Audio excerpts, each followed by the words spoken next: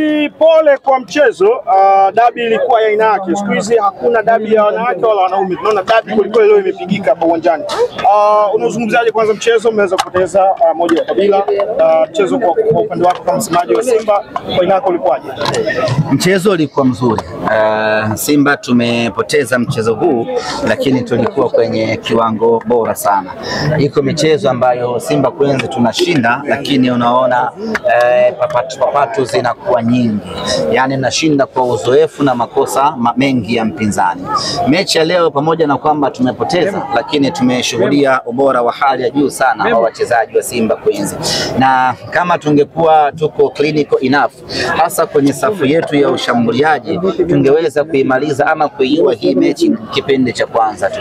Kipindi cha kwanza tulikuwa bora sana, tumetengeneza nafasi nyingi sana, tumefanya kila kitu katika mchezo huu, lakini watu wetu wa mbele wakakosa nafasi nyingi ambazo zimetengenezwa.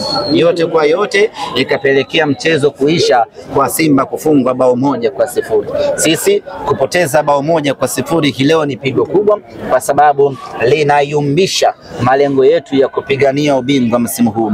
Kwa kupoteza huku, maana yake ni kwamba tunakwenda kumpa faida zaidi mpinzani wetu ambaye ni JKT Tanzania kwenye kuania mbio za ubingwa. Lakini sisi Simba Queens hatujakata tamaa, bado tunao nafasi ya kuipigania Simba Queens kwenye mechi ambazo zimesalia. Na uzuri ni kwamba wapinzani ama mpinzani ambaye tunapigania naye ubingwa, kwa maana ya JKT Queens, bado tuna mchezo naye mmoja mkononi. Kwa hiyo mimi na yeye, kwa maana mimi na JKT ama sisi na JKT, ndio mechi itakwenda kuamua nani aondoke na ndoo msimu huu. Nyie na JKT wawili tu? Ya, sisi na JKT, kwa sababu kimwangalia Yanga Princess bado yuko chini sana. Kabla mechi ya leo tulikuwa tunampita pointi 10, ametufunga leo, maana yake ni kwamba tumemzidi pointi 7. Pointi 7 ni gap kubwa sana kwenye ligi kama hii yenye ushindani. Kwa hiyo JKT kabla mechi ya leo tulikuwa tunamzidi alama 2. Kwa kupoteza huku, yeye akishinda mchezo wake, maana yake anakaa juu kwa alama 1. Kwa hiyo vita rasmi inakuwa ni baina ya Simba Sports Club na JKT Queens. Kwa Yanga Princess leo hiyo wameweza kushinda, wanacheza sana kwa uwanjani. Furaha ile ni kumfunga mtani na sio kwamba labda kuelekea katika kuchukua ubingwa.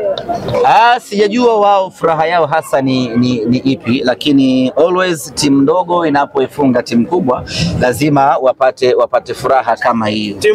Timu ndogo inapoifunga timu kubwa lazima wapate furaha kama hiyo. Lakini kwa maana ama ukiniambia wana ndoto za ubingwa ni ngumu.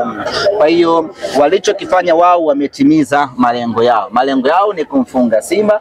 Kwa hiyo wana kila sababu ya kusherehekea, na hiyo ni hulka ya timu ndogo. Anapofanikiwa kuifunga timu kubwa lazima aselebuke. Sisi tunarejea katika uwanja wa mazoezi na kuangalia mechi ya leo, pamoja na kwamba tulikuwa bora, lakini tumekosea wapi kiufundi na kuweza kuruhusu bao 1.